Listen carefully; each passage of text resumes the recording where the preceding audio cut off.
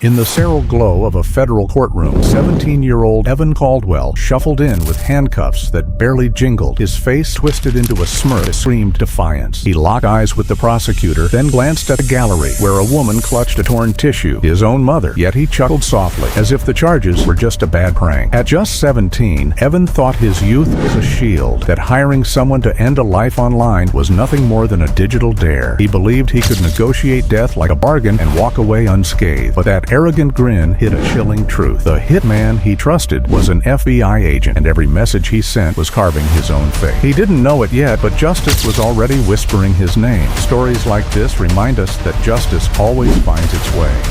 And if you believe in accountability, subscribe now.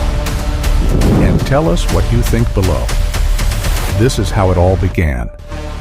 Picture a quiet suburban street, the kind where mornings start with the hum of sprinklers and the scent of fresh coffee. Mark Caldwell, a dedicated paramedic in his mid-40s, stepped out of his modest home, work boots laced tight, ready for another shift saving lives. He wasn't a man with enemies. He was a father figure, steady and kind, the type who fixed neighbors' fences and taught kids bike safety. But inside that same house, tension simmered. Evan, his stepson, harbored a growing resentment, seeing Mark's rules as chains rather than guidance. Little did Mark know, as he drove off that day, his stepson's anger was about to cross into something irreversible. He thought he'd never be caught, but the first message was already evidence. In the hushed corridors of the federal courthouse, under those harsh fluorescent lights that cast long shadows on the polished tile floors, 17-year-old Evan Caldwell was led in by deputies, his wrists secured with cuffs that clicked softly against his borrowed tie. He didn't tremble or lower his gaze. Instead, a faint smirk played on his lips, as if the whole proceeding was some elaborate game he was certain to win. The prosecutor stood tall, her voice steady and unyielding as she laid out the charges. Solicitation through interstate means, arranging a harmful act with cold precision. Evan, with his youthful face that still held traces of boyhood, glanced at the evidence screen flickering to life. A screenshot of his own words, a bold and unapologetic, "Make sure it's done right. I want him out of the picture." The room felt heavier then, the weight of his choices pressing down like an unspoken verdict. He thought his age would soften the blow, that no one would take a teenager's online dealings seriously. But in that moment, as the judge's eyes narrowed, it was clear. This wasn't child's play. The twist hung in the air like a storm cloud ready to break. Evan had ventured into the shadowy corners of the internet, believing he could hire someone to handle his problem without a trace. He typed messages with the casual ease of ordering takeout, specifying details and demanding assurances. What he didn't know, what would shatter his smug confidence, was that the responder on the other end wasn't a shadowy figure from the dark web, but a seasoned FBI agent posing as one. In the courtroom gallery, Evan's mother sat rigid, her fingers twisting a tissue into shreds, her eyes fixed on the son she barely recognized. She had raised him with love through the ups and downs of a blended family, yet here he was, facing accusations that twisted her heart. The prosecutor continued, her words painting a picture of calculated intent, while Evan shifted slightly, his smirk flickering but holding, as if daring the world to prove him wrong. The evidence began to unfold like a carefully scripted reveal, each piece building the case against him. There was the phone, sealed in a clear bag, its screen cracked from careless handling, frozen on a payment confirmation that glowed accusingly.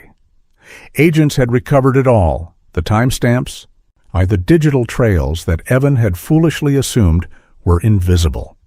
In one exhibit, surveillance footage showed him at a dimly lit convenience store, hunched over a machine, inserting bills with hurried motions, his hoodie pulled low to hide his face. But the camera caught it all, every detail preserved in high definition. The prosecutor described how Evan had haggled over terms, treating the arrangement like a business deal, his messages laced with a chilling detachment. No slip-ups, he had written, as if ensuring quality service. It was that arrogance, that belief in his own cleverness, that made the room bristle with quiet outrage. How could someone so young harbor such a plan and smile about it now? As the judge's voice echoed through the chamber, cutting through the murmurs like a blade, the gravity of the situation seemed to settle over everyone. "This is no fantasy, young man," the judge intoned, his tone firm and measured, refusing to let the courtroom devolve into spectacle. "What you set in motion has real consequences, and this court will address them accordingly." Evan's smirk wavered then, just for a heartbeat, before he forced it back, smaller but stubborn, clinging to the illusion of control. The gavel hovered, a symbol of impending judgment, while in the background, whispers rippled through the observers. The promise of justice loomed large. The hands that had typed those fateful words would soon face a reckoning, measured not in excuses, but in years. It was a stark reminder that actions, even those hidden behind screens, carry weight that can't be deleted. Stories like this remind us that justice always finds its way. If you believe in accountability, subscribe now and share your thoughts below. The sound of the courtroom faded into the gentle rhythm of a neighborhood morning, birds chirping, sprinklers hissing softly against green lawns.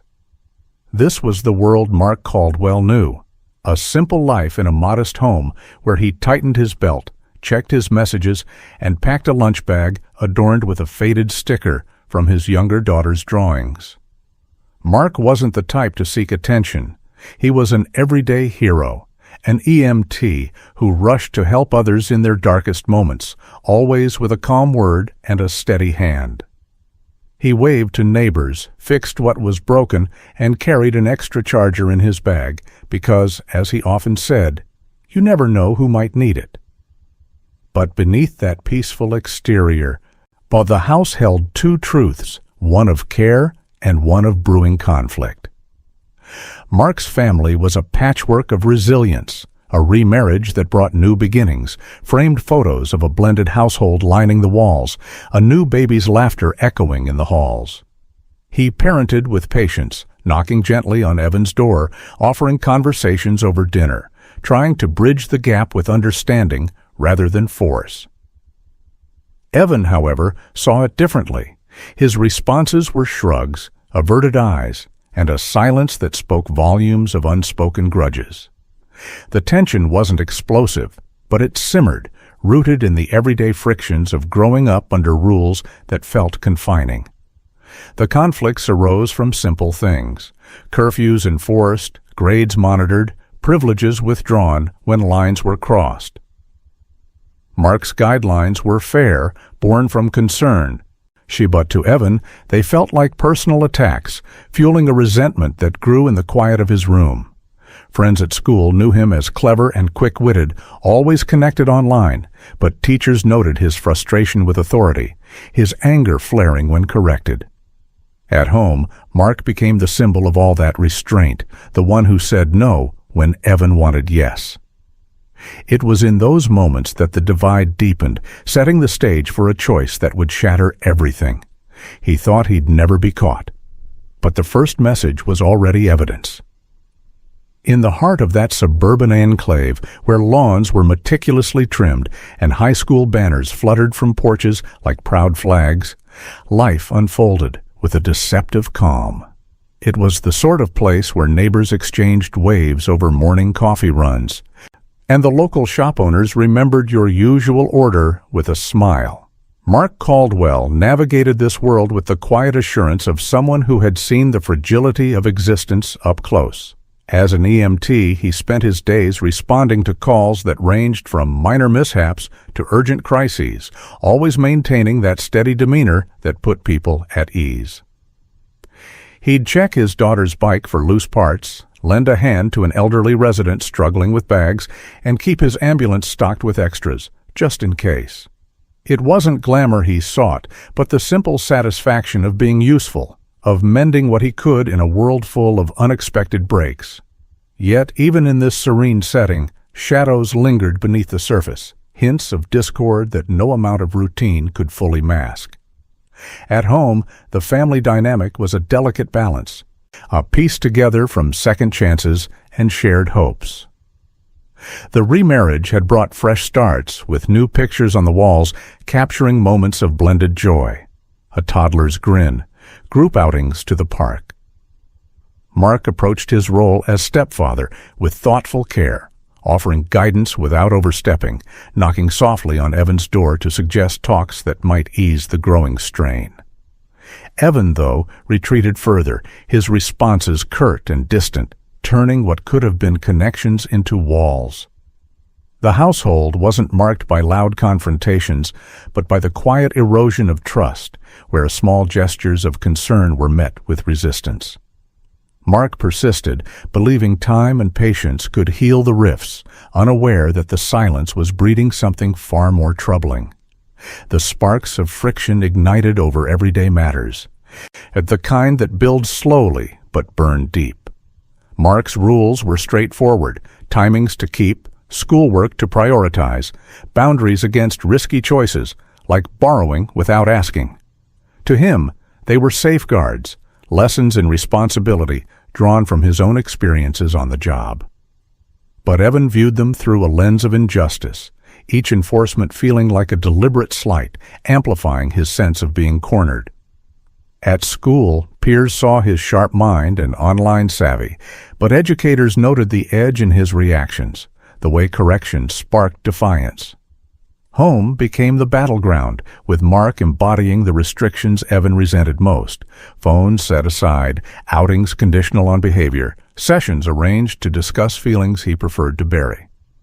It wasn't malice on Mark's part, so just a father's attempt to steer a young life toward stability, yet it sowed seeds of bitterness that Evan nurtured in solitude. One evening at the dinner table, the tension surfaced in a small but telling exchange. Mark gently asked Evan to set his device aside, hoping for a moment of real conversation amid the clink of forks and plates. Evan paused, tapped the screen one final time with deliberate slowness, and muttered, "Chill out, it's not a big deal." The words hung there, laced with sarcasm that cut deeper than intended, especially to a man who dealt daily with real urgencies. Mark hesitated, his training kicking in to de-escalate, choosing peace over escalation as he let the comment slide. But the irony lingered, a quiet undercurrent that hinted at the storm brewing. Evan leaned back, a faint grin crossing his face, as if he'd won some unspoken point, blind to how his casual dismissal echoed the very detachment that would soon define his choices. Mark's character shone through in his unassuming goodness. He wasn't flawless, with his straightforward manner sometimes coming across as stern, but his core was rooted in helping others. Colleagues praised his reliability, the way he'd stay late to comfort a patient or share a kind word with a struggling family. In the neighborhood, he was the steady presence, the one who showed up without being asked. Even Evan's mother acknowledged his efforts, noting how Mark had stepped in with genuine intent to build bonds. The imbalance was stark. While Mark focused on preserving lives and fostering growth, the resentment aimed at him grew from perceived slights, turning a home of potential harmony into a space of hidden divides. It was this quiet decency that made the unfolding events all the more heartbreaking, a reminder that good intentions don't always shield against misplaced anger. Subtly, the environment itself began to weave into the narrative, with everyday safeguards taking on unintended significance. Mark had added a front door camera after some minor thefts in the area, a practical measure to keep watch over packages and comings and goings. It blended into the routine, a blinking light that recorded without fanfare. In the garage, the home network hummed steadily, logging connections in the background, a digital heartbeat that captured more than anyone realized. Evan, lost in his frustrations, overlooked these details, assuming his actions existed in a vacuum. But the house, with its wired veins and watchful eyes, was already archiving traces, turning ordinary tech into silent guardians of truth. Late into the night, Evan's room glowed with the soft light of his screen, the rest of the house wrapped in sleep. He wasn't scrolling aimlessly or playing games. His focus was intense, eyes scanning words that promised escape from his troubles. His expression was calm, almost serene, as if he'd found a path forward. The cursor lingered over a tempting link, one that whispered possibilities he shouldn't explore. The air felt thicker then, charged with the weight of a decision teetering on the edge. He thought he'd never be caught, his fingers hovering, ready to step into shadows that would pull everything into the light. The resentment that had been simmering in Evan finally boiled over one fateful evening. Triggered by a confrontation that felt like the final straw. Mark, frustrated after discovering yet another unauthorized charge on the family account, laid down a firm line. No more leniency, a potential switch to a stricter school, and a warning that echoed in Evan's mind. If this keeps up, we'll have to involve the authorities. It wasn't a threat born of anger, but of concern, yet to Evan it sounded like betrayal, a door slamming shut on his freedom. That night, alone in his room with the house quiet around him, he didn't reach out to friends or scribble his thoughts in a notebook. Instead, his searches turned darker, seeking not ways to manage his emotions, but a quick fix to remove the source of his frustration entirely. The screen's glow illuminated his face as he delved deeper. Convincing himself this was just a way to reclaim control, a step into a world where problems could simply vanish. Venturing into the hidden corners of the online world, Evan followed trails of rumors and shared images that promised anonymity and solutions no one dared speak aloud. These spaces thrived on secrecy, with usernames that hinted at dangerous offerings, blending fantasy with something more sinister, where participants often claimed it was all pretend. Evan rationalized it at first, telling himself it was like a game, a harmless exploration. But as he navigated further, the mindset shifted. He began seeing it as fairness, a balancing of scales, and eventually just a transaction. His breaths came steady, his hands calm on the keys, because there was no immediate risk, no face-to-face encounter. It felt detached, almost clinical, and as if typing words could keep the reality at arm's length. Yet in that detachment lay the true chill, a young mind treating grave matters with the casualness of everyday browsing, blind to the lines he was crossing.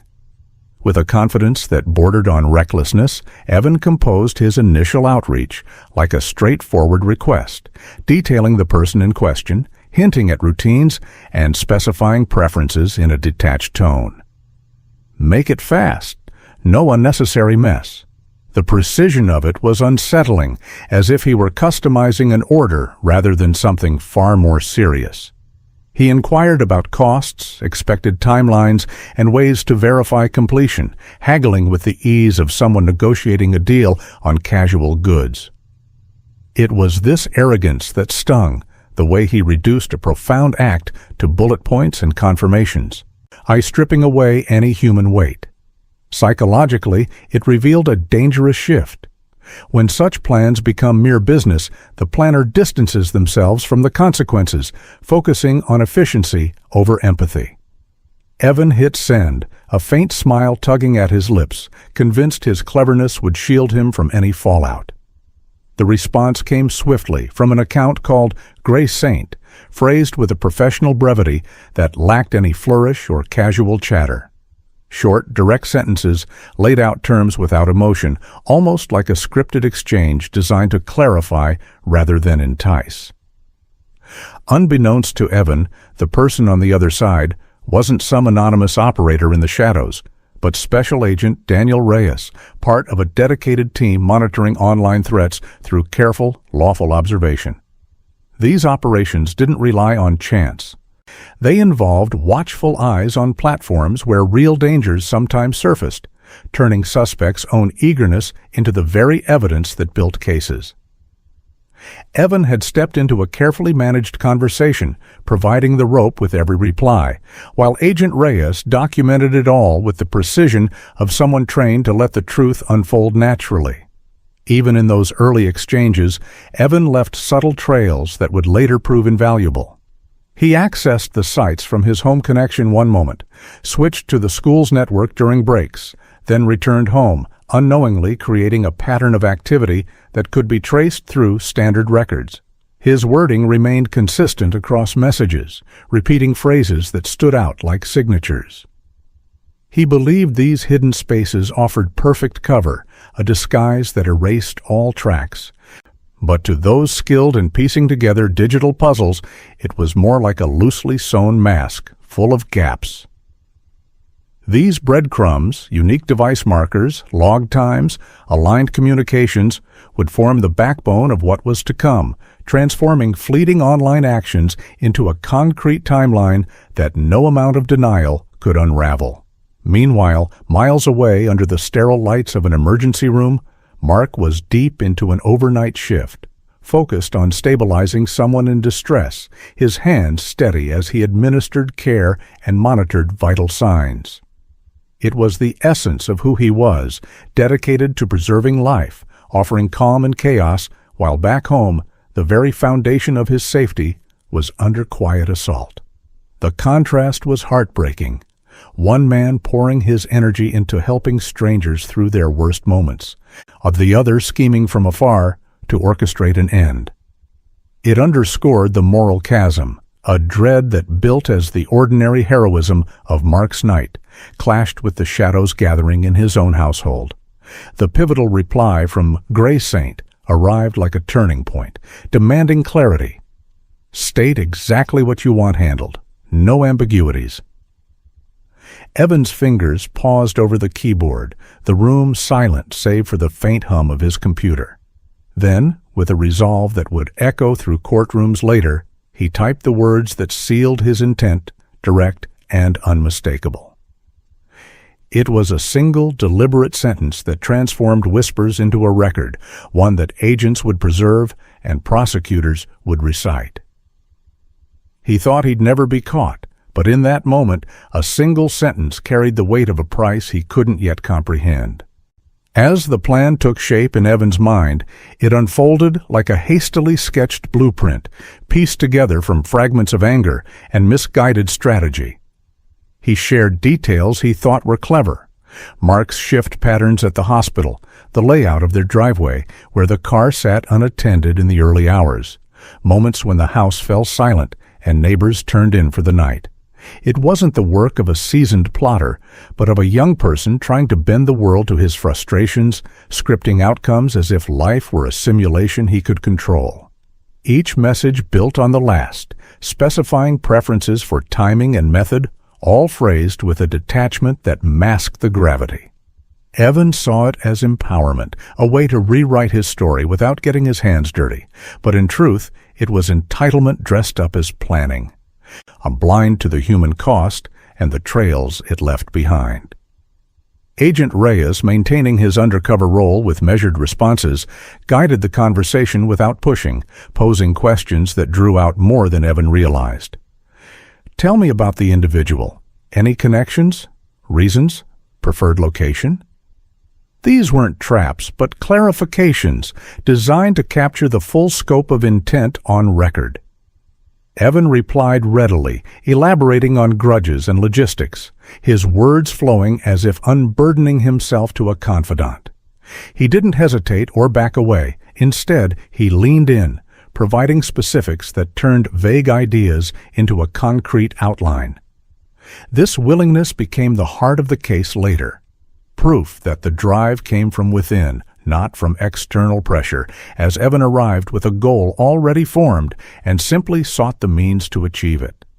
When the talk turned to compensation, Evan inquired about options with the curiosity of someone exploring a new app, seeking what felt most secure and untraceable. Reyes outlined possibilities in neutral terms, steering toward paths that could be documented without leading the way. Evan selected one, believing it added layers of protection, revealing not just his resentment but a deeper conviction that he could act freely, untouched by repercussions. It was a practical step that underscored his mindset. This wasn't fleeting rage, but a calculated move, where the promise of no fallout fueled his boldness. Little did he know, every choice in that exchange wove a net of evidence, visual records, timestamps, identifiers that would later illuminate his path like spotlights in a courtroom. Unaware of the gathering storm, Mark attended a routine meeting at Evan's school, sitting across from a counselor with a folder of notes in hand. He spoke up for his stepson, highlighting potential amid the challenges. "He's got a good head on his shoulders. He's just navigating some rough patches." The words came from a place of hope, a belief that with support, things could turn around. As the discussion wrapped, Mark pulled out his phone and sent a quick message to Evan. "Heard good things today. Proud of you for pushing through." It went unanswered, hanging in the digital space like an olive branch ignored, while Mark returned to his shift, his mind on the next call, oblivious to the shadow creeping closer from within his own home. The front door camera, that unassuming device Mark had installed for peace of mind, here captured a seemingly ordinary moment. Evan slipping out late at night, hoodie drawn up against the chill, striding purposefully toward the nearby store. The timestamp glowed in the footage, innocuous at first glance, until it aligned perfectly with transaction details that would surface later. It was one of those quiet elements that built the case, technology serving as an impartial observer, logging movements without bias or emotion.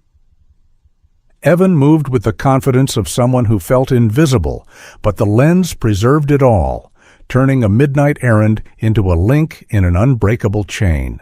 Evan's messages grew more insistent, shifting from general requests to precise instructions tied to Mark's daily routine, the early morning departures when he was most isolated, the quiet hours before the household stirred. He framed it all as fixing an ongoing issue, complaining about Mark in terms that reduced him to an obstacle, repeating phrases like, "handle it cleanly." The casualness of it amplified the unease, as if he were troubleshooting a minor annoyance rather than something profound. Reyes responded with confirmations that kept the dialogue open, but each exchange peeled back layers of Evan's resolve, showing a persistence that belied any claim of jest. He thought he'd never be caught, convinced his words were just echoes in the void, but they were etching a record that refused to fade. In a move that would haunt the proceedings, Reyes requested visual confirmation to ensure accuracy. Evan hesitated only briefly before complying, pulling a family photo from the fridge, the one where smiles were frozen in time. Charms draped casually around shoulders in a moment of apparent warmth. He cropped it carefully, sending just the portion needed, transforming a snapshot of togetherness into a tool for division. It was a stark, unsettling choice, using an image of shared history to pinpoint a target, stripping away the context of care. The file transmitted, pixels carrying weight Evan couldn't yet grasp as the conversation pressed on toward its inevitable peak. He thought he'd never be caught, but he had just turned affection into a reference point, a visual echo that would resonate through every layer of what followed.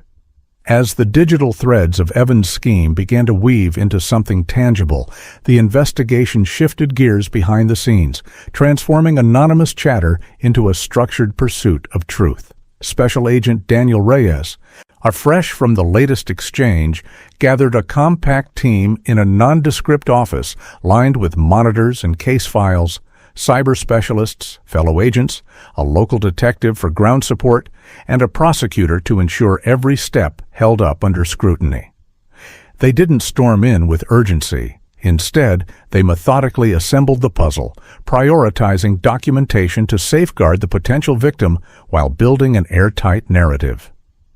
The focus was clear: capture the full intent, avert any real danger, and position the case for a resolution that left no room for doubt.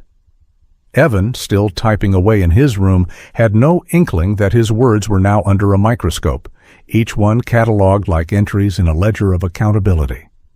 Digital experts dove into the forensics with precision, correlating chat timestamps against legally obtained records from service providers.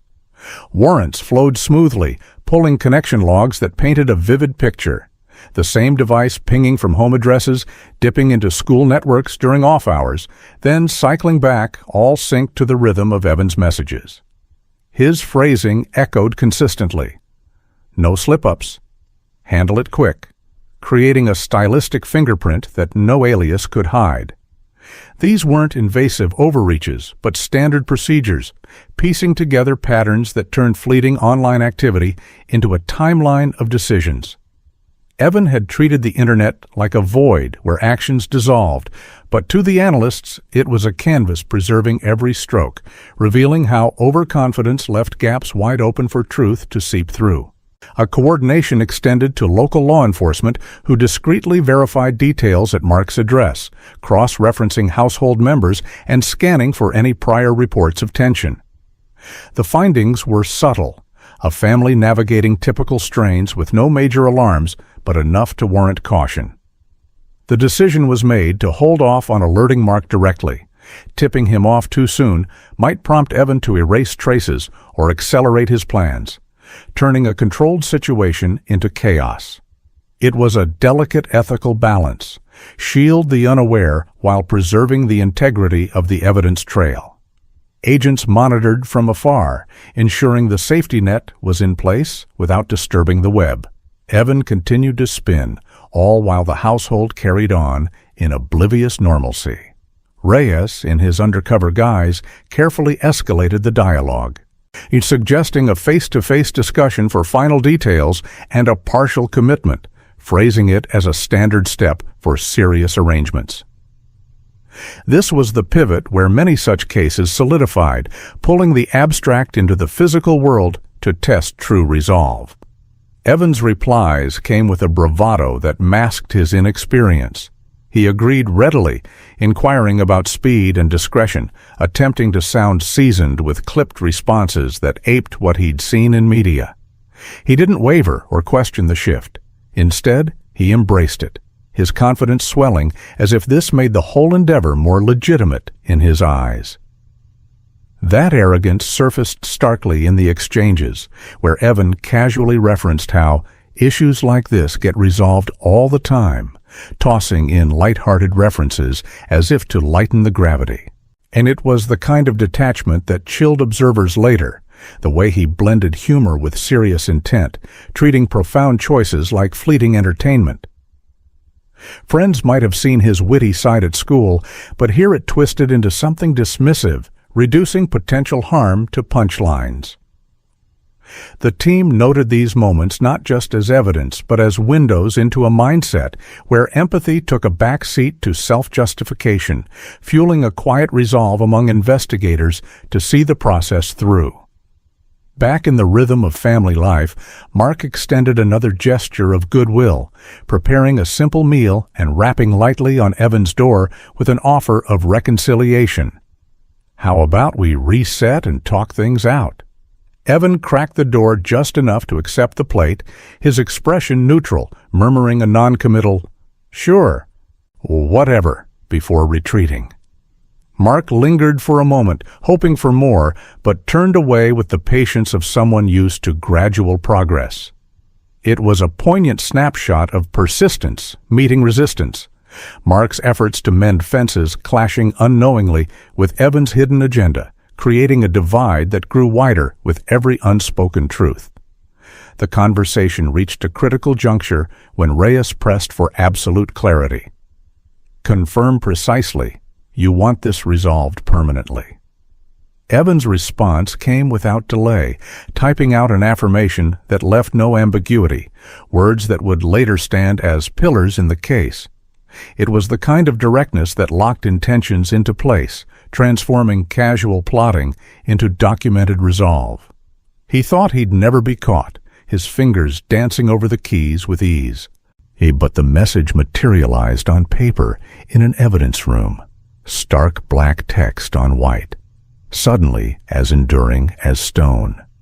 The arranged meeting unfolded in a nondescript strip mall parking lot where the evening light faded into dusk, casting long shadows across damp pavement still slick from an earlier rain.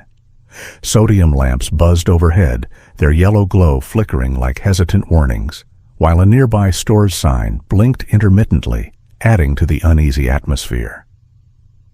Unmarked vehicles dotted the edges, blending in like ordinary shoppers' cars, their occupants, agents with eyes trained on the scene, watching through darkened windows.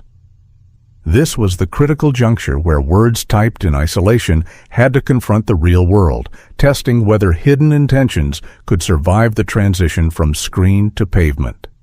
Evan pulled up in his vehicle, the engine's hum cutting through the quiet, his heart likely racing beneath a facade of composure as the abstract plan edged closer to something irreversible.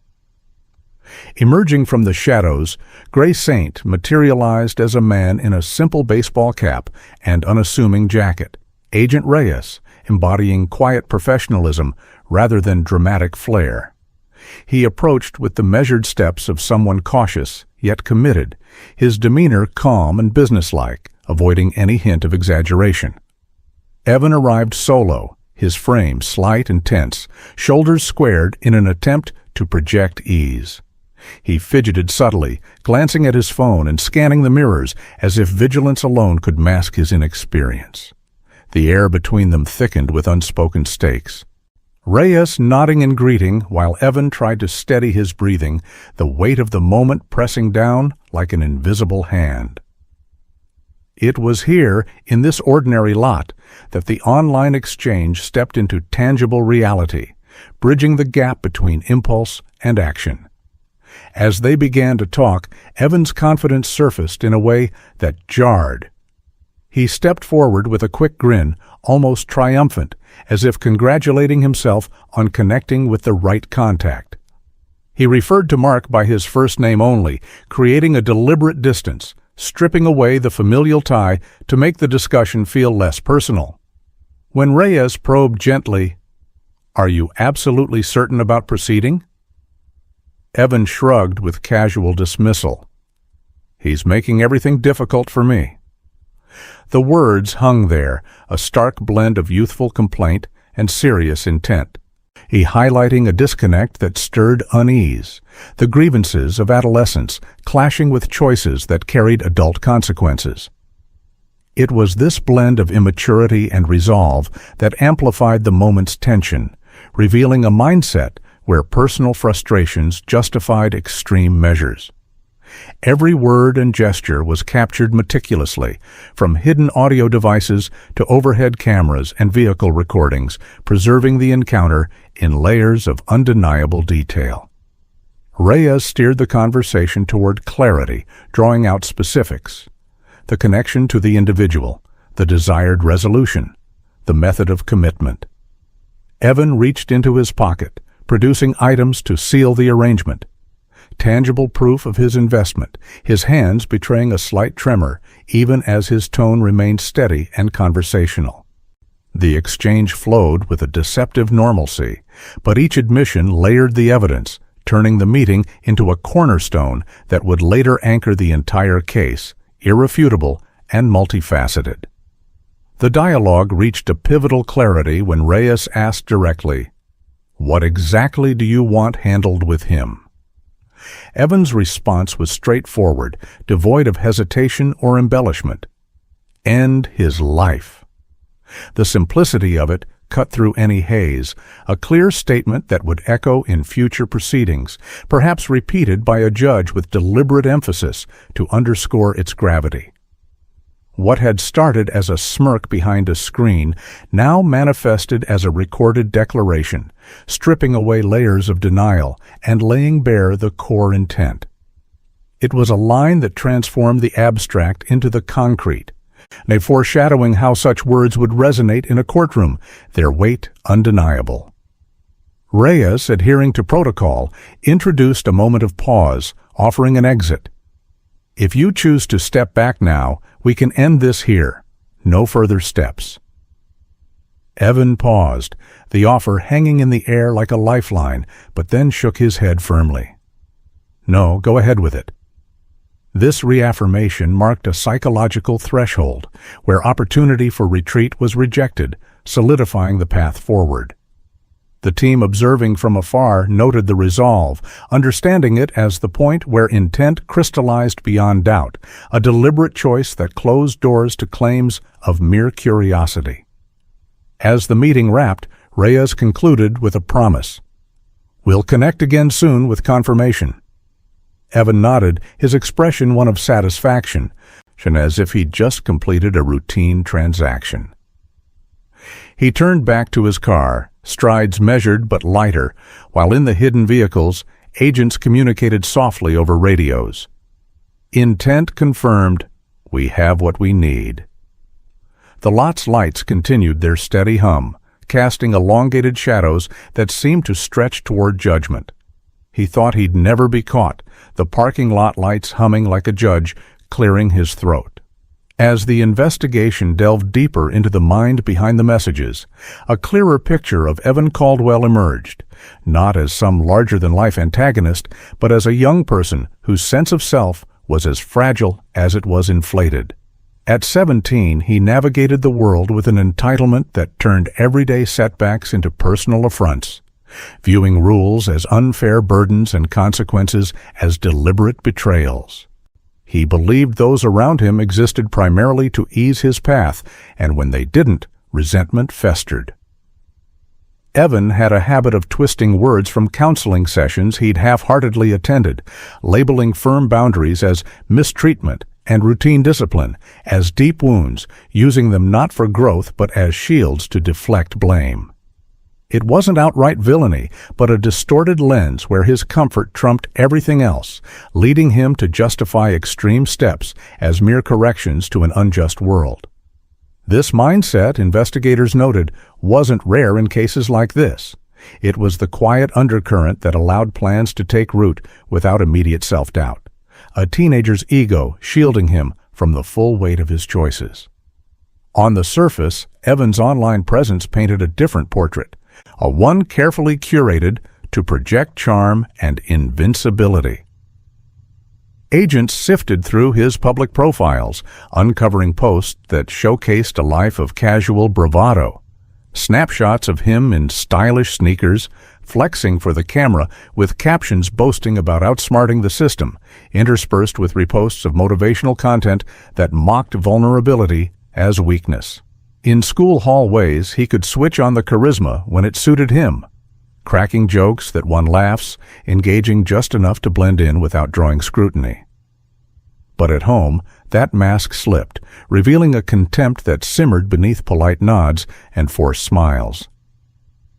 It was this duality that fascinated the team, a classic split where outward normalcy concealed inner turmoil, allowing someone to laugh with friends by day while nurturing darker thoughts by night. The contrast highlighted how easily hidden intentions could thrive, even in plain sight, fooling those closest while leaving digital echoes that told a fuller story. Moments of outright disregard surfaced in the evidence, small exchanges that packed a punch when viewed through the lens of his actions. In texts recovered from his phone, Evan had once joked with a buddy about fixing the Mark situation, following it with a grinning skull icon and a quick ha-ha as if to brush off the edge. It was the kind of offhand remark that might pass in a group chat, but in context, it landed like a cold revelation, the casualness amplifying the disconnect, turning what could have been teenage venting into something that hinted at deeper detachment. Prosecutors would later present these without flourish, letting the words stand alone to evoke their own discomfort, a pacing that built tension slowly before delivering the sharp sting. These snippets weren't just filler, they illustrated a pattern of minimizing serious matters, wrapping potential harm in humor as a defense, which only heightened the sense of unease for anyone piecing together the full narrative. Layered beneath the surface resentment were motives that blended emotion with misguided practicality. painting Evan not as a cold strategist, but as a young dreamer chasing a flawed escape. His anger at Mark's guidelines, restrictions on freedoms, expectations around responsibilities, mingled with bitterness over the family's changes, the remarriage that had reshaped his world without his say. Adding to it was a naive calculation. He imagined removing Mark would loosen the reins at home, perhaps even bring financial perks through misunderstood benefits like family support funds. It wasn't the precise plotting of someone seasoned in schemes. Rather, it was a fantasy where one big shift could reset everything, like hitting refresh on a frustrating game. This blend of hurt and opportunism revealed a teenage perspective where consequences felt distant, turning personal grudges into imagined solutions without fully grasping the ripple effects on lives intertwined with his own. In the midst of this hidden storm, Evan's mother caught glimpses of a change she interpreted as progress, her hope flickering like a light in the gathering dark. She noticed his unusual calmness lately, on the way he'd linger a bit longer at meals or respond without the usual edge, and confided in a close friend over coffee. "It feels like we're turning a page. Maybe things are finally settling." Her words carried a quiet optimism, born from years of navigating family ups and downs, blind to the undercurrents driving his demeanor. Mark shared in that tentative positivity, suggesting they catch a local game together soon, envisioning it as a step toward rebuilding bonds. The household buzzed with this fragile sense of improvement, small gestures of normalcy masking the tension, creating a heartbreaking irony where relief bloomed just as shadows lengthened, leaving everyone teetering on the edge of revelation. As the operation progressed, the agents weighed the inherent risks of dealing with someone so young, and discussing in hushed briefings how impulsiveness could lead to unpredictable turns, perhaps a sudden shift in plans or even self-imposed isolation. Their approach was deliberate. Maintain the engagement to secure undeniable proof, but time it precisely to step in before any real escalation could occur. It wasn't about outsmarting for sport.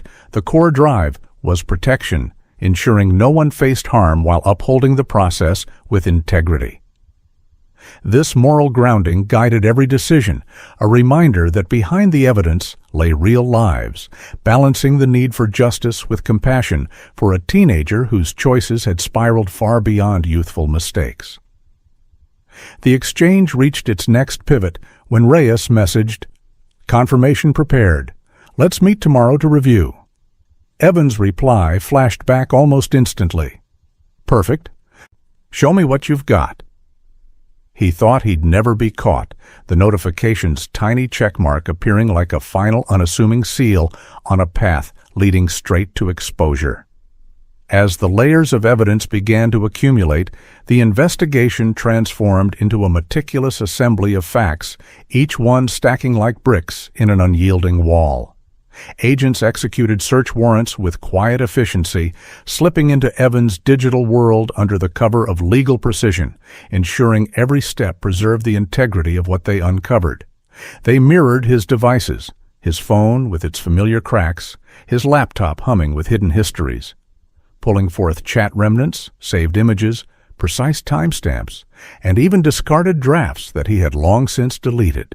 It was a process that thrilled in its methodical takedown, watching a young person's overconfidence crumble against the grind of procedure. Evan had operated under the illusion that hitting delete wiped the slate clean, but to the forensics team, those erasures were signals, ghosts in the data that pointed straight back to intent. Each recovered fragment told a story of persistence, turning what he saw as clever evasion into a roadmap of his own making, where arrogance met the cold reality of unbreakable records. The trail of compensation proved equally telling, a chain of everyday transactions that looped back to Evan's choices with undeniable clarity. Investigators pieced together store footage showing a figure in a hooded sweatshirt, Evans, hunched at a kiosk during the exact window a payment was logged, the receipt's timestamp syncing perfectly with spikes in the undercover chat. Serial numbers from prepaid cards traced their path to redemption points, each movement documented without fanfare, revealing how Evan had initiated and followed through. Even if alternative methods like digital transfers were involved, analysts followed the flows to secure endpoints set up for such operations, confirming his active role in every step. It wasn't about flashy revelations, but the steady inevitability. Funds, no matter how cleverly routed, always left echoes, visual captures, logged exchanges, confirmations that painted a picture of deliberate commitment. Money, in the end, didn't just talk, it testified, stripping away any veil of anonymity Evan thought he'd woven. Location data added another layer of certainty, transforming mundane household tech into silent allies of the truth. Logs from the home network showed Evan's device lighting up during key messages, the connections pulsing like a heartbeat aligned with his online activity. School records revealed bursts of access during midday breaks, brief but telling windows that matched the rhythm of his communications. The doorbell camera, that unassuming guardian Mark had installed for simple security, provided visual timestamps. Evan stepping out at odd hours, his path leading toward transaction points that dovetailed with the evidence timeline. Individually, these elements seemed ordinary: a router's blink, a network ping, a grainy clip of a late-night walk. But woven together, they formed an inescapable chronology, a trap tightening with every corroborated detail. It was as if the environment itself conspired against secrecy, collecting fragments that built toward an unassailable whole. With the net drawing closer, the team turned their focus to safeguarding Mark, crafting a protective strategy that operated in the shadows without alerting him yet. Discreet surveillance was arranged, a local detective positioning an unmarked car nearby, eyes on the house during vulnerable hours, to counter any risk of sudden shifts if Evan grew suspicious. The goal was prevention, ensuring no impulsive actions disrupted the careful balance, all while maintaining the element of surprise. Mark continued his days unaware, moving through routines in a home that had become an unwitting fortress, watched over by strangers dedicated to his well-being. It painted a poignant picture, an ordinary man, enveloped in invisible layers of protection. His life preserved not by his own vigilance, but by the quiet machinery of justice, shielding him from a threat born in the very place he called safe. Preparations for the sting's next phase introduced a careful ethical dance, with prosecutors greenlighting a controlled presentation of completion evidence, a fabricated indicator suggesting the task was done, crafted solely to draw out final reactions and solidify commitment. Boundaries were strict, nothing that inflicted real damage, no pressure or intimidation, just a mirror held up to Evan's own requests, recording how he responded to the outcome he'd pursued. It was a tactic born of necessity, designed to capture the essence of resolve without crossing lines, ensuring the operation remained a tool for truth rather than manipulation. The team reviewed it meticulously, weighing the moral tightrope, aware that this step could lock the case or invite scrutiny, but always anchored in the principle of revealing what was already there. In a briefing room thick with focus, the prosecutor laid out the guiding mantra. We need him to claim his own words, crystal clear, no room for interpretation. It was a theme that would resonate later in court, where judges weighed not fleeting impressions, but concrete actions, the initiations, the arrangements, the affirmations. The case hinged on what Evan had sought, committed to, and verified, planting seeds of legal rigor early, emphasizing that justice turned on facts, not feelings. The message from Reyes cut through the digital silence. The matter is resolved. I have the confirmation ready. Evan's response was swift. Let me see it. He thought he'd never be caught. His thumb pressing send like a trigger, pulling everything into sharp, irreversible focus. The second meeting materialized in the same unremarkable parking lot, the air thick with anticipation under the dimming sky, where the buzz of overhead lights mingled with the distant hum of traffic. Evan arrived with a mix of eagerness and nerves, his steps quick as he approached Agent Reyes, who stood waiting with the same understated presence as before. The atmosphere felt charged, different from their prior encounter. Less about negotiation and more about culmination. Reyes pulled out a device, displaying an image carefully prepared by the team. A staged scene implying the task's completion, Mark's form turned aside with subtle marks suggesting finality, crafted to evoke a reaction without excess. It was a moment designed to test the depths of intent, the photo's details sharp enough to stir the gut, yet focus squarely on what Evan's response would reveal about the heart behind the plan. He leaned in, eyes widening not in horror, but in a curiosity that bordered on satisfaction, the weight of his choices hanging in the balance. What followed was a reaction that cut through any lingering doubts, transforming whispers of suspicion into a roar of certainty. Evan didn't flinch or pull away. Instead, he exhaled a soft chuckle, a sound laced with relief that echoed like a confession in the quiet lot. "Finally," he murmured, the words slipping out almost involuntarily, simple yet loaded with implication. A single utterance that would later stand as a cornerstone in the unfolding case. It wasn't panic or regret that surfaced, but a quiet contentment, as if a long-held burden had lifted. This moment stripped away the veneer of youthful impulsiveness, laying bare a desire that had driven every step, turning what might have been dismissed as fantasy into something palpably real. Observers hidden nearby felt the shift, the arrogance that had fueled the scheme now exposed in its rawest form, hardening resolve among the team that this wasn't mere play acting, but a deliberate pursuit of an end. Reyes pressed forward with calm precision, seeking that final layer of affirmation to seal the record. "Do you fully grasp what this arrangement entailed?" he asked, his tone neutral, inviting clarity.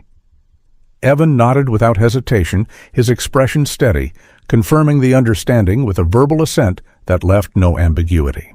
So then came the probe about next steps. How should we handle any loose ends? Evan offered ideas, awkward and unpolished, drawn from vague notions rather than expertise, but they were his own, suggestions aimed at ensuring no traces remained, revealing a keen awareness of potential fallout. He negotiated for thoroughness, emphasizing, make sure nothing leads back, a push that underscored not just involvement, but a conscious effort to evade consequences. Even in their clumsiness, these responses built the case, showing a mind attuned to covering tracks, where intent met action in ways that no denial could later dismantle. Behind the scenes, the operation hummed with controlled tension, unmarked vehicles subtly adjusting positions as agents communicated in low tones over secure lines. Radios crackled softly. A team leader observing through enhanced views, gauging Evan's demeanor for the optimal moment to intervene. Evan stood there, believing he had crossed the finish line, his posture relaxed in the glow of perceived success, oblivious to the net tightening around him. The agents, however, knew this was merely the prelude to accountability, the sting's design allowing his own eagerness to lead him here, building a crescendo where triumph for one meant the dawn of reckoning for another. The air seemed to thicken, every second stretching as the pieces aligned, the betrayal poised to unfold with swift, professional grace. In a blur of coordinated movement, the agents emerged from the shadows, closing in with firm but measured steps, hands securing Evan's arms in a hold that brooked no resistance. His eyes widened in shock, flashing to anger as he twisted instinctively, the reality crashing down like a sudden storm. The cuffs clicked into place with a definitive snap, cold metal meeting skin, as Reyes stepped aside, his voice even and authoritative. "You're under arrest by federal authorities."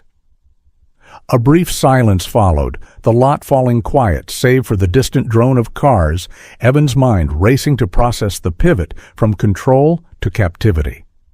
It was a clean takedown, Professional and without excess, the culmination of careful planning that turned his scheme against him, leaving no room for escape in that pivotal instant. Defiance flared immediately, Evan blurting out accusations like a desperate shield. "This is all a setup. You tricked me." He insisted it was nothing more than casual online chatter, words tumbling in a rush to rewrite the narrative. And an agent responded with unflinching calm. "You initiated the contact, made the arrangements, sought confirmation." His pleas for understanding met only composed faces, the team's training turning sympathy into resolve. The fabricated image was secured, placed into an evidence container with labels that transformed illusion into tangible proof, a stark reminder that his requests had been met with the very accountability he sought to avoid. The denial rang hollow against the weight of his own actions, fueling a sense of inevitable justice as the scene shifted from deception to disclosure. Meanwhile, across town at the hospital, Mark was immersed in his shift, responding to a routine call with the steady focus that defined him, alive and unaware of the fabricated fate that had just played out in a distant lot for the greater good. He moved through his tasks with the quiet dedication of someone committed to helping others, the irony hanging unspoken. He thought he'd never be caught, but in that flashing light of patrol cars, Evan's familiar smirk finally faded, replaced by a vacant gaze that stared into the consequences, now fully illuminated. The interrogation room felt like a forgotten corner of the world, its air heavy with the sharp tang of cleaning solutions mixed with the faint bitterness of old coffee stains on the table. Evan sat bolted to a plastic chair, the cuff linking his wrist to a metal loop on the surface, pulling taut with every restless shift. A small camera mounted in the corner whirred softly, its red light a constant reminder that every word, every twitch was being etched into permanence. His leg bounced under the table, and a rhythmic thud against the linoleum floor, while beads of sweat gathered at his temples despite the chill. He tried to project toughness, chin lifted and eyes narrowed, but his throat bobbed with swallows that betrayed the storm inside. This wasn't the glow of his bedroom screen anymore.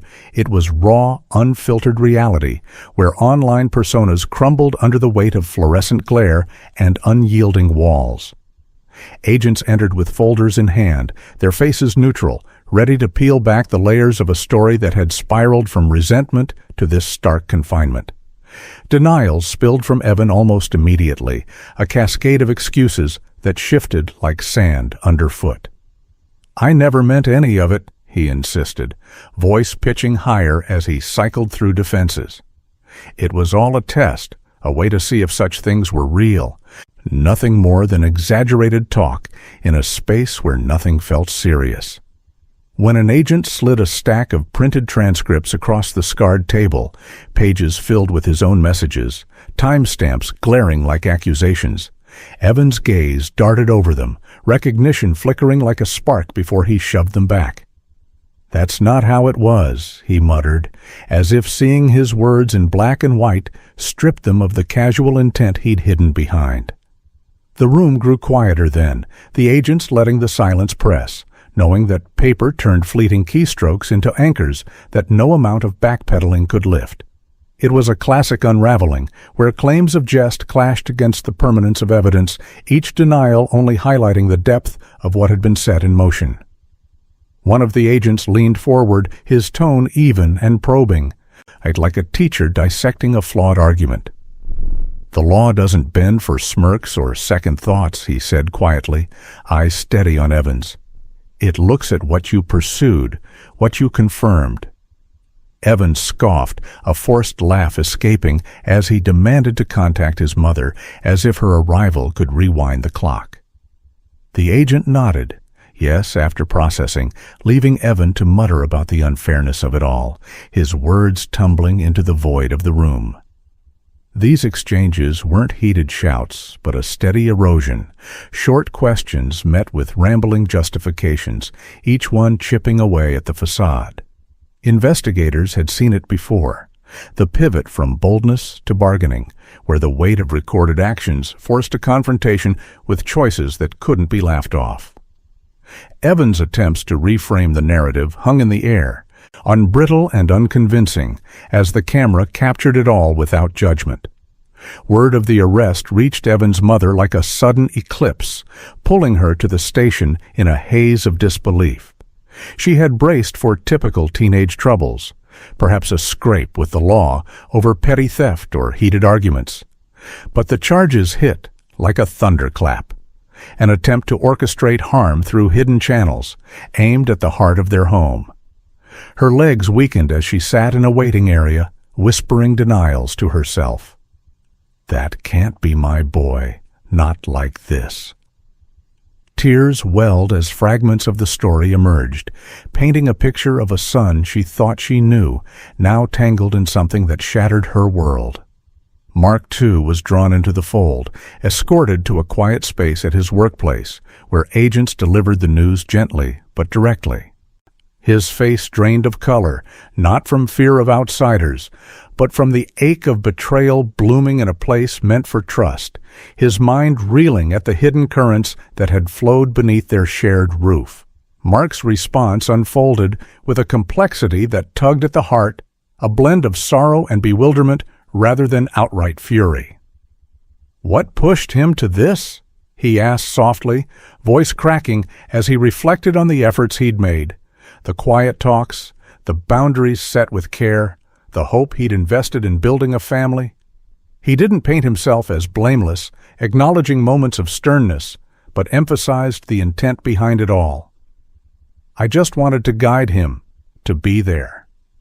It was a raw admission, humanizing the man who had unknowingly become a target, showing that even in pain, his thoughts turned to understanding rather than vengeance. The agents listened, noting how this quiet strength contrasted with Evans' choices, creating a poignant divide where one sought connection and the other had pursued severance. Mark's words lingered like an echo, a reminder that the ripples of such acts touched lives in ways that demanded reflection. Legal discussions heated up in adjacent rooms, with prosecutors weighing the gravity of treating Evan as an adult, given the federal scope and the deliberate nature of his actions. Defense advocates pushed back, highlighting his youth, the sway of online environments, and the impulsiveness that often marked adolescence, arguing for leniency in a system that could still offer paths to change. When it was a tension that mirrored broader debates. How much responsibility falls on a 17-year-old for plans that veered into danger, especially when no harm ultimately occurred? The question hung unspoken, inviting contemplation. If this threat had targeted your own circle, would age soften the call for accountability? Agents documented it all, aware that these deliberations would shape not just the outcome, but the narrative of growth versus consequence in a young life derailed. As Evan was escorted to a holding area, passing cells where shadows of others loomed, he appeared diminished for the first time, his earlier bravado shrinking under the fluorescent haze.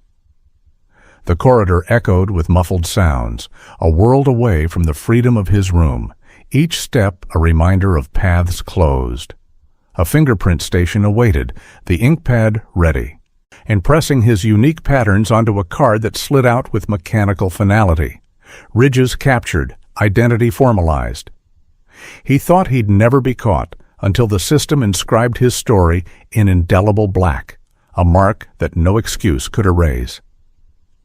The federal courtroom carried an air of solemn authority, its high ceilings and wooden benches absorbing the soft echoes of footsteps as Evan Caldwell was brought in, shackles whispering against the floor with each measured step. He entered not with the defeat of someone broken, but with a subtle roll of his shoulders, as if adjusting to an ill-fitting role in a play he didn't fully respect. The space felt colder than the holding cells, sterile, unyielding, a place where youthful excuses met the grind of procedure. The judge ascended the bench, robe settling like a curtain drawn over leniency, and began reciting the formal charges from a document that seemed to weigh heavier than paper. Evan scanned the room, his gaze lingering on the empty seats before settling forward, a faint curve to his lips suggesting he still held some invisible upper hand. It was a moment that tested the room's patience, where the weight of accusations hung like an unspoken challenge, daring the system to prove its case against a face that looked too young for such shadows. When the prosecutor rose to outline the web of evidence, transcripts of hidden conversations, records of arrangements, captured meetings, Evan's expression shifted, that subtle smirk resurfacing like a habit he couldn't shake. It was fleeting but unmistakable, a twitch at the corner of his mouth as if the details were mere exaggerations, not the building blocks of his undoing. But the judge's gaze sharpened, piercing the murmur of the courtroom. "Young man," the judge intoned, voice steady and commanding, "this is not a stage for performances. You will show respect for these proceedings." The words landed like a quiet reprimand, tightening the atmosphere as whispers rippled through the observers. Evan's smirk held for a beat longer, defiant in its subtlety, but the judge's authority cut through, a reminder that here bravado bowed to the bench. It was the kind of exchange that stirred quiet tension, where a teenager's attitude clashed with the courtroom's unyielding structure, amplifying the divide between impulse and consequence. Defense counsel stepped forward early, laying the groundwork for their strategy with careful phrasing that emphasized the nuances of the case. The pull of online worlds where lines blurred, the pressures of youth that could amplify poor choices, and the fact that no actual harm had come to pass. They painted Evan not as a planner of malice, but as a young person caught in a web of exaggeration, influenced by an environment that encouraged bold words without real intent. The prosecutor countered with precision. What spared the intended victim was not a change of heart, but the diligence of those who intervened. It was a moral pivot, underscoring that attempts carried their own gravity, regardless of outcome. The exchange highlighted the courtroom's core debate, a tug-of-war between accountability and understanding, where facts met empathy in a space designed to weigh them both. Audiences later would ponder it: does prevention erase the shadow of what was sought?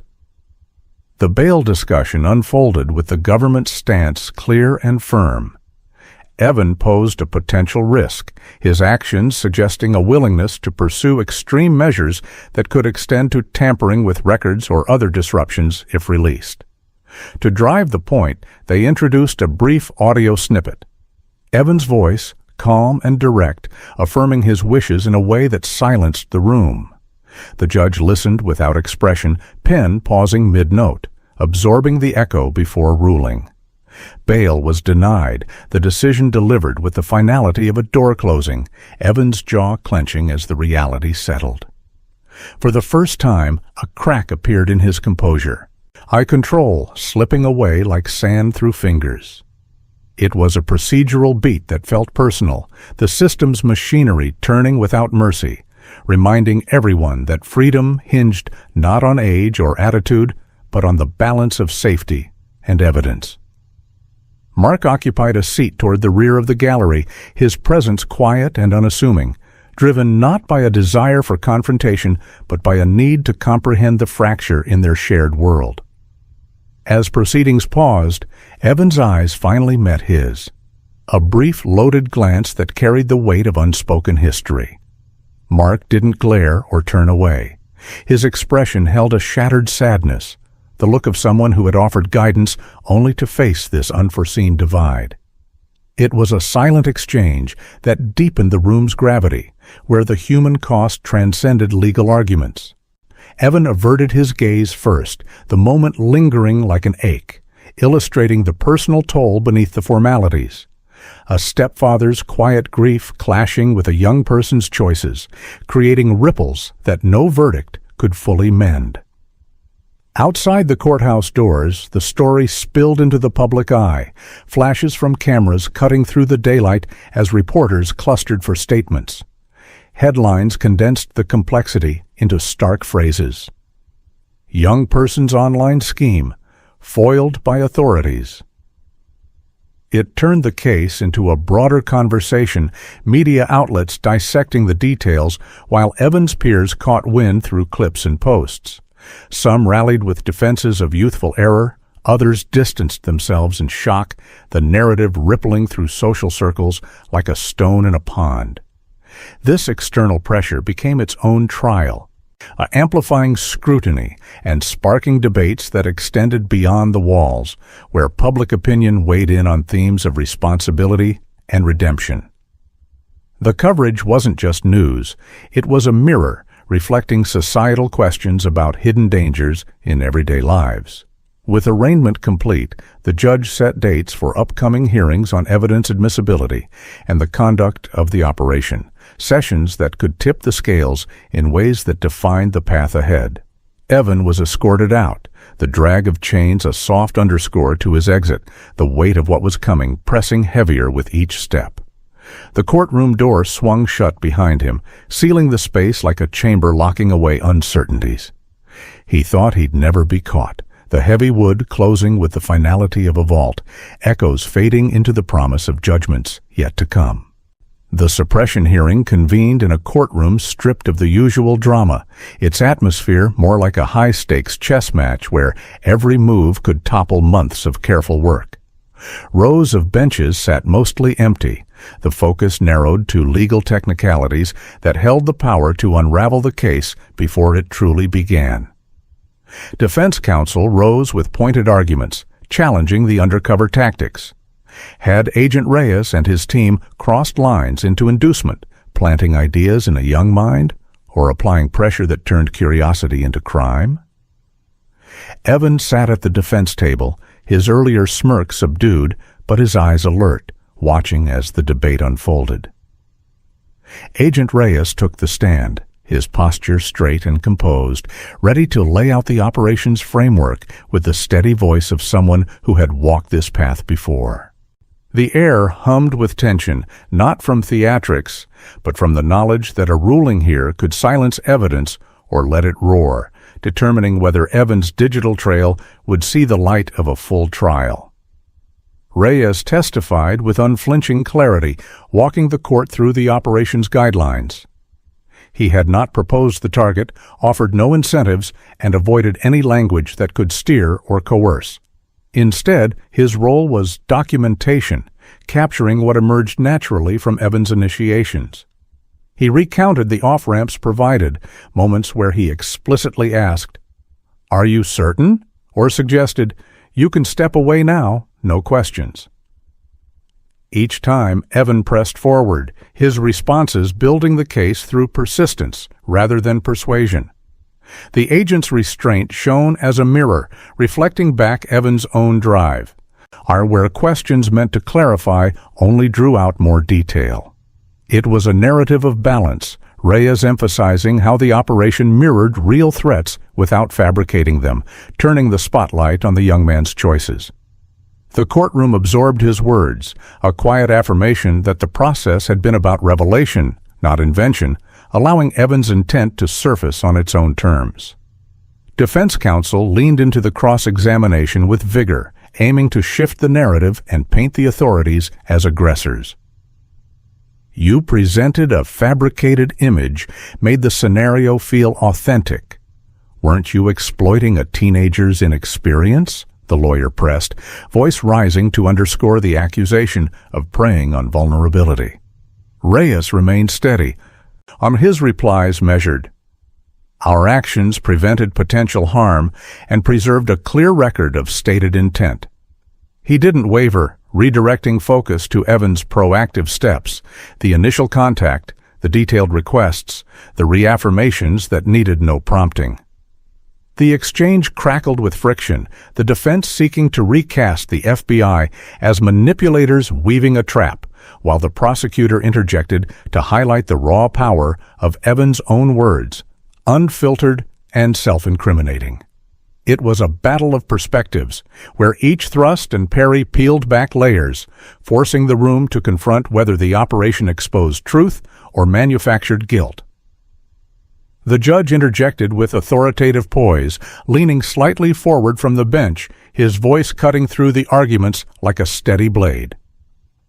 Counsel, let us remain anchored to the essentials, predisposition and clear intent, he stated firmly. The record shows the defendant reached out first, arranged compensation, and repeatedly confirmed his wishes. It was a pivotal declaration, a mini-verdict that realigned the hearing's momentum, signaling that technical challenges wouldn't eclipse the core facts. The words landed with weight, a judicial nod to accountability that echoed through the space, reminding all present that the law prioritized actions over excuses. Evan's mother shifted in her seat, a tissue pressed to her eyes, while the prosecutor exchanged a subtle glance with Reyes. This was the turn, where procedure held firm against attempts to dismantle it, paving the way for evidence to stand unchallenged. With deliberations complete, the judge delivered his ruling. The motion to suppress was denied, allowing the full array of chats, audio captures, and transaction records to proceed into trial. Evan's faint smirk faltered then, dissolving into a tight-lipped stare as he leaned toward his attorney for a hurried whisper, the reality of exposure settling like a chill. His mother dabbed at her eyes, torn between maternal instinct and the horror of what the evidence revealed, her quiet sobs a human counterpoint to the legal machinery. The decision clicked into place like a lock turning, a satisfying affirmation that the operation's integrity had withstood scrutiny, ensuring Evan's digital footprints would tell their story. It was a moment of procedural triumph where months of careful work survived the gauntlet, in shifting the narrative toward inevitable accountability and stirring that deep sense of balance restored. As the hearing transitioned into the trial's opening, the prosecutor stood with concise force, framing the case in stark terms.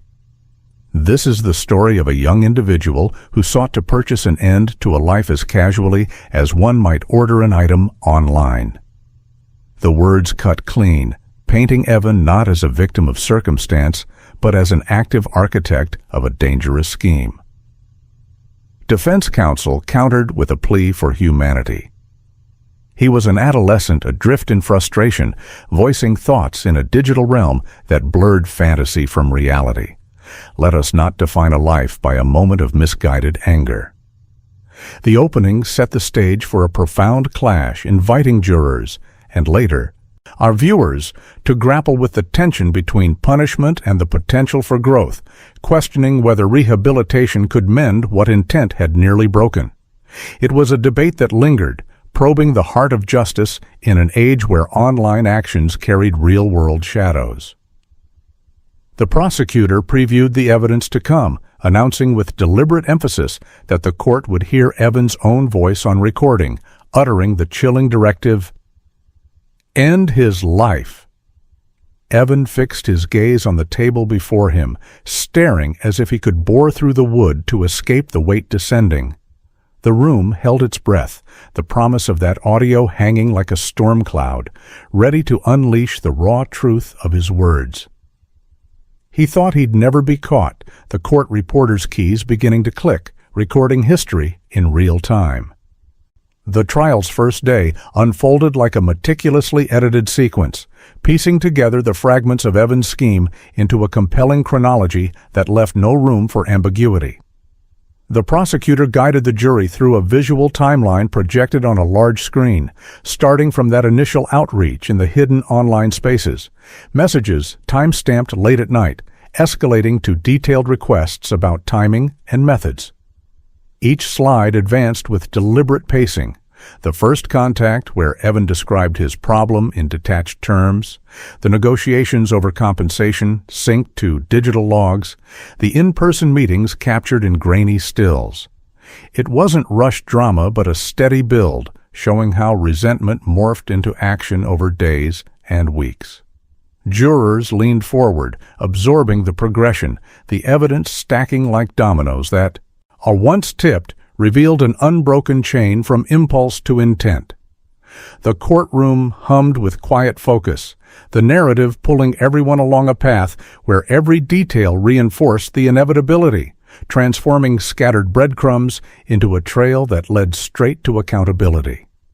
Evan's face remained impassive, but his fingers drummed subtly on the table, a telltale sign that the montage was hitting its mark, each frame a reminder that his hidden world had been laid bare. A digital forensics expert took the stand next, her voice calm and authoritative as she explained the recovery process, demystifying the tech without overwhelming the room.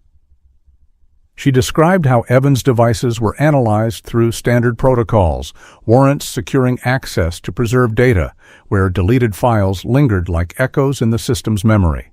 On timestamps aligned perfectly, a message sent from home Wi-Fi at 11:47 p.m., another from a school network during lunch the next day, all matching the undercover logs with precision. Her testimony highlighted the patterns, consistent phrasing like "no slip-ups," appearing across platforms, device identifiers that tied everything to Evan without doubt. It was the kind of methodical breakdown that satisfied on a deeper level, watching invisibility claims evaporate under factual scrutiny.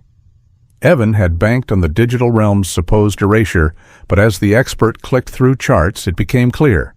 Nothing truly vanished. It simply waited to be uncovered. The jury nodded along, the satisfaction evident in their expressions as arrogance met the unyielding logic of data that refused to bend. Video evidence followed, pulling the jury into the real-world echoes of Evan's choices with footage that spoke louder than words. Surveillance clips from the store showed him at the payment kiosk, hoodie up and movements hurried, the exact time overlay matching a spike in the chat history. Another segment captured his approach to the parking lot meeting, car pulling in under the lamps, his figure stepping out with feigned confidence. The prosecutor paused on key frames. Evan glancing around, then engaging with Reyes, the exchange preserved from multiple angles. These weren't emotional pleas, but silent testimonies, the camera's impartial witnesses that documented without bias. The room felt the weight of it, the ordinary settings contrasting the extraordinary intent, turning a mundane errand into damning proof. Evan's earlier detachment now played out visually, and each clip a nail in the coffin of denial, reminding everyone that actions left marks far beyond screens. The defense shifted uncomfortably, aware that these unblinking eyes had captured what words alone might obscure. The audio playback hit like a sudden chill, the courtroom speakers crackling to life with Evan's voice, clear and unfiltered. End his life. The words hung in the air, stripped of any digital buffer, transforming typed bravado into something visceral and immediate. No longer midnight keystrokes, it was a spoken request delivered in broad daylight, the tone casual yet resolute, echoing through the space with a gravity that silenced side conversations. A gasp rippled from the gallery, someone exhaling sharply as the reality sank in, while Evan's mother pressed her hand to her mouth, to stifling a sound that threatened to break free. The prosecutor let it resonate, replaying a snippet for emphasis, the repetition underscoring the absence of hesitation. It was a shock that bridged the gap between abstract planning and human cost, turning the trial into a moment of raw confrontation. Jurors' faces tightened, the playback a turning point, where empathy for youth clashed with the starkness of intent, leaving an indelible mark on the proceedings. Mark Caldwell's testimony brought a wave of quiet empathy, his presence on the stand steady, but marked by the subtle tremor in his hands as he gripped the rail. He spoke of his daily life as a paramedic, rushing to aid strangers in crisis, then shifted to the home front, the efforts to blend their family, the gentle knocks on doors, the hope for connection amid typical strains. Learning of the plot had shattered him, he admitted, voice softening as he described the sleepless nights and the ache of betrayal from someone he'd tried to support. "I saw him as family," Mark said simply, without bitterness, his words landing like a quiet plea for understanding the human side. He didn't demand harshness. Instead, he highlighted the trust eroded, the way one person's resentment had rippled into their shared world. The jury listened intently, faces softening at this glimpse of vulnerability, a poignant reminder that behind the charges stood real lives touched by choices that echoed far beyond the courtroom. It was an empathy anchor, humanizing the stakes without overshadowing the facts, drawing hearts into the balance of justice. Defense counsel seized the moment on cross, gently probing to sow seeds of doubt. In emphasizing that Mark sat there unharmed, the arrangement never progressing beyond words. No one suffered actual loss here. Could this not have been mere exaggeration in a digital space? They asked, implying a gap between intent and reality. The prosecutor redirected smoothly. Lives were safeguarded through intervention, not absence of will. It was a subtle pushback, keeping the tension alive, where the jury had to weigh whether thwarted plans deserved the same scrutiny as completed ones. The exchange lingered, a debate that mirrored broader questions of prevention versus punishment, leaving room for reflection on where lines of responsibility truly fell. As the day wound down, the prosecutor announced the upcoming witness, Special Agent Daniel Reyes, the man behind the Gray Saint alias. Evan shifted in his seat, a flicker of unease crossing his face, realizing the individual he'd confided in would now dissect his actions before a panel of strangers. Reyes approached the stand with unhurried steps, his demeanor calm and reflective, like someone bearing a mirror to truths long hidden. He thought he'd never be caught, but as Reyes settled in, the courtroom lights caught the edge of that metaphorical glass, ready to reflect everything back with unflinching clarity. Agent Reyes's testimony continued into the heart of the trial, his voice steady as he recounted the undercover exchanges, transforming the courtroom into a theater of echoes where Evan's words played back with haunting fidelity. He described the progression from initial contact, Evan reaching out unprompted, detailing his grievances and requests, to the escalating commitments, and each one a thread in a web of his own weaving. Key recordings filled the space. Evan's voice, captured in crisp audio, demanding proof of completion with a casual insistence that belied the gravity. Another clip where he affirmed, "Yes, I want him gone for good," the words landing like stones in still water. The jury listened intently as Reyes highlighted the final meeting, replaying the moment Evan viewed the staged evidence and responded with that single, chilling, "finally," a reaction laced with satisfaction rather than remorse. It was a betrayal laid bare, the man Evan had trusted now unveiling the depth of his persistence, each playback stripping away layers of denial and exposing the raw pursuit of an end that had never been mere fantasy.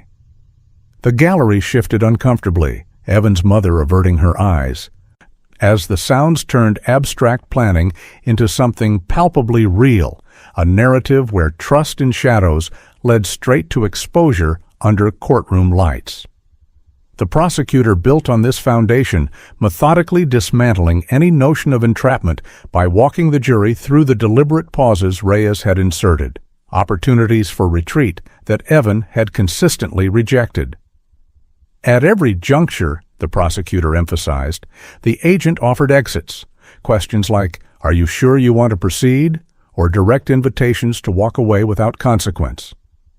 Reyes nodded from the stand, his testimony underscoring how Evan not only declined, but doubled down, elaborating on details and pushing for timelines with an eagerness that needed no coaxing. Defense counsel attempted to reframe it. He's suggesting Reyes's professional demeanor had been subtly persuasive, luring a young mind deeper into the scheme. But Reyes remained unflappable. "I posed clarifications. He provided answers. My role was to document what he volunteered." The exchange highlighted the operation's restraint, where Evan's repeated recommitments became the true force, not external pressure. Jurors exchanged glances, the logic settling like a counterweight to sympathy, illustrating how intent flourished in the soil of personal choice rather than planted seeds, turning the defense's arguments into echoes that faded against the solidity of facts. In a bold and risky maneuver, Evan took the stand himself, his defense team hoping his youth and direct appeal might sway hearts toward doubt. He sat with forced poise, unattempting to project maturity as he explained it away. "I was just exploring, seeing if those sites were legit, like research for a story or something." He claimed the whole thing felt like a scam from the start, insisting he never truly believed any harm would come to Mark, his words tumbling out in a sophisticated veneer that cracked under scrutiny. On cross-examination, the prosecutor held up printed transcripts, reading Evan's exact phrasing aloud. "End his life," and asked simply, "What did you intend by those words?" Evan faltered, stumbling over explanations that shifted from denial to deflection, his voice rising in frustration before he tried to lighten it with a weak joke. "Come on, it's not like I was serious." The attempt backfired, his snap of irritation and ill-timed humor underscoring the arrogance that had driven him, alienating rather than endearing. The jury watched closely, the moment a stark reveal where composure unraveled, turning his testimony into a self-inflicted wound that deepened the chasm between claims of innocence and the evidence's unyielding truth. Closing arguments brought the trial to its emotional peak, the prosecutor standing with resolute clarity to summarize. This young man approached a grave act like a simple purchase, negotiating terms and demanding results while expecting the world to ignore the consequences. The words painted Evan as someone who had commodified harm, his detachment a moral failing that demanded accountability to protect society from similar shadows. Defense counsel countered with a heartfelt plea. He is still a child, navigating anger in a confusing digital age. Incarceration would only harden him further, all letting one error eclipse a lifetime of potential. It was a framing that tugged at themes of redemption, urging the jury to see beyond the acts to the possibility of growth, while acknowledging the pain without excusing it. The arguments lingered in the air, a moral crossroads that invited deep reflection. Does justice lie in punishment for intent, or in paths toward healing when no harm was done? Viewers of such stories often pause here, pondering if outcomes should temper the weight of what was sought, a debate that echoes long after the words fade. Deliberations stretched the courtroom into a realm of suspended tension, the jury sequestered, while those left behind waited in a hush, broken only by the faint hum of air vents and shuffling papers. Evan fidgeted at the defense table, his fingers twisting a loose thread on his sleeve, with eyes darting to the door as if willing time to reverse. Mark sat with his gaze fixed on the floor, tracing patterns in the tile, as if searching for answers in the mundane, his shoulders heavy with the burden of what had unfolded. Evan's mother bowed her head in silent prayer, lips moving without sound, her faith a quiet anchor amid the storm of uncertainty. The clock ticked relentlessly, each minute amplifying the dread, a collective breath held as lives hung in the balance of 12 strangers' judgment. It was a quiet agony, the weight of waiting pressing down, where hopes and fears intertwined in the sterile space, building toward a resolution that promised relief or further fracture. The jury's return broke the stasis, their faces impassive as they filed in, the foreperson rising with a sheet in hand. "On the charge of solicitation through interstate means," she read steadily, "we find the defendant guilty." The word struck like a preemptive gavel, rippling through the room before the judge could affirm it, Evan's face paling as if the air had been siphoned out. His mother let out a single involuntary sob, sharp and raw, before clamping her hand over her mouth, cheeks flushing with a mix of grief and embarrassment. Mark closed his eyes briefly, absorbing the impact like an expected yet painful blow, a quiet exhale signaling the end of one chapter and the dawn of reckoning. The verdict hung heavy, a justice beat that satisfied the arc of proof, turning intent into consequence without the finality of irreversible harm. The judge nodded, setting a date for sentencing and mandating a thorough pre-sentence report. are including evaluations of Evan's mindset to inform the path ahead. Evan was led from the room, no trace of his earlier smirk remaining, only a stunned blankness as chains clinked softly in retreat. He thought he'd never be caught, the verdict sparing lives, but interring the deception that he hadn't truly intended every step. Sentencing day arrived with the courthouse bathed in a muted morning light, its grand facade standing as a sentinel of finality rather than spectacle. Evan Caldwell entered the room transformed, weeks in detention etching lines of weariness into his young face, making him appear older, more burdened, as shackles whispered their familiar tune against the floor. The space felt heavier now, less about battles of evidence and more about the quiet gravity of consequences, where lives converged for a reckoning. Spectators filled the benches sparingly, their presence a mix of duty and quiet curiosity, while the judge took the bench with the solemnity of someone wielding not just authority, but a measure of wisdom. Evan stood when prompted, his posture straight but his eyes downcast, the air thick with anticipation as the pre-sentence report was referenced. Pages detailing his background, evaluations of his mindset, and recommendations that balanced youth with the severity of his choices. It was a moment suspended between past actions and future paths, the courtroom a chamber where echoes of intent met the promise of accountability, ready for the gavel to inscribe its poetry. Mark Caldwell approached the stand for his victim impact statement, his steps measured, now voice steady but laced with the raw edge of emotion that comes from betrayal's deep cut.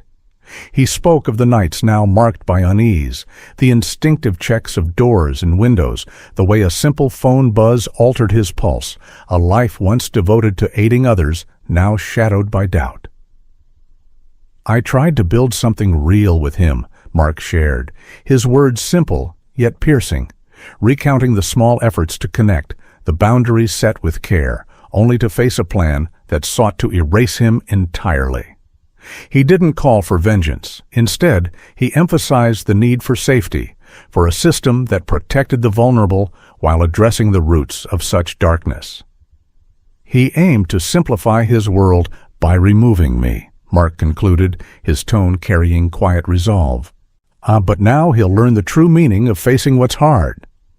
The jury, though their role had ended, along with observers, felt the catharsis in his honesty, a release of pent-up empathy that humanized the abstract harm, turning personal pain into a bridge toward broader understanding of justice's role.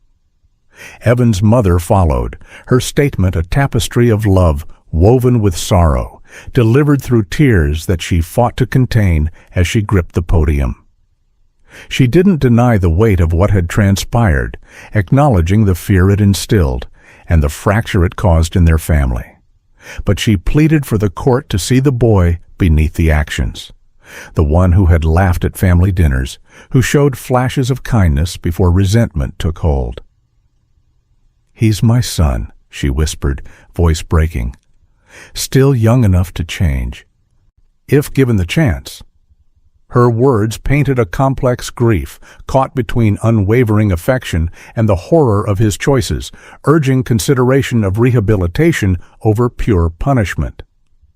The room absorbed her plea, a mother's heart laid bare, evoking a tension where familial bonds clashed with the demands of accountability, leaving listeners to wrestle with the gray areas of forgiveness and consequence.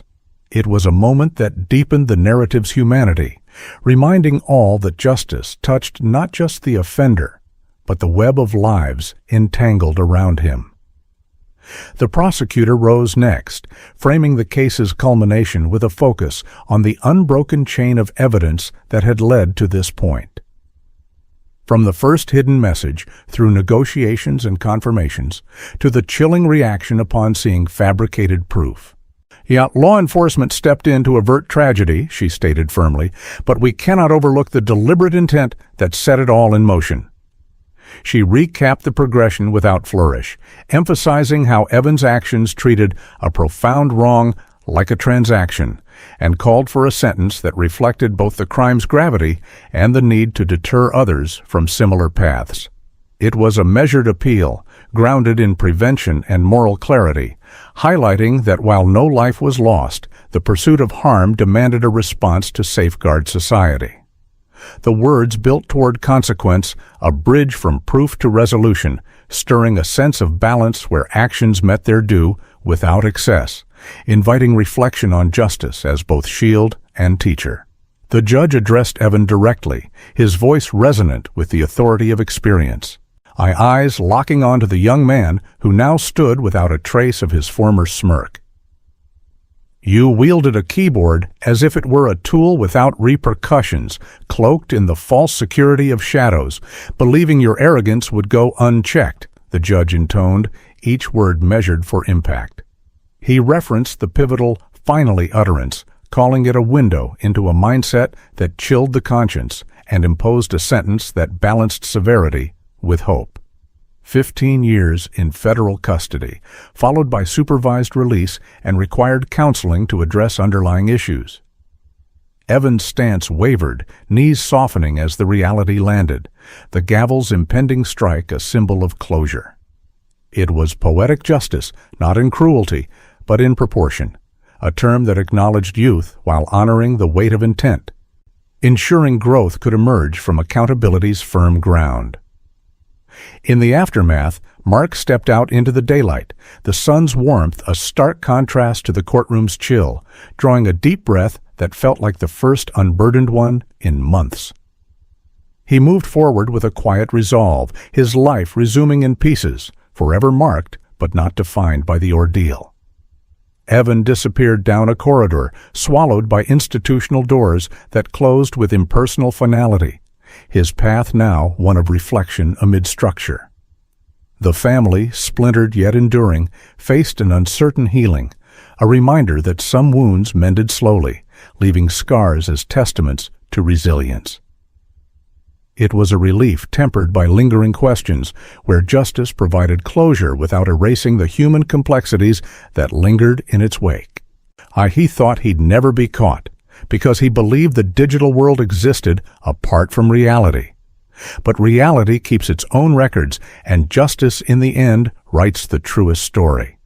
If this tale of accountability resonates with you, help spread it. Subscribe, share, and let us know. Was the balance struck fairly here?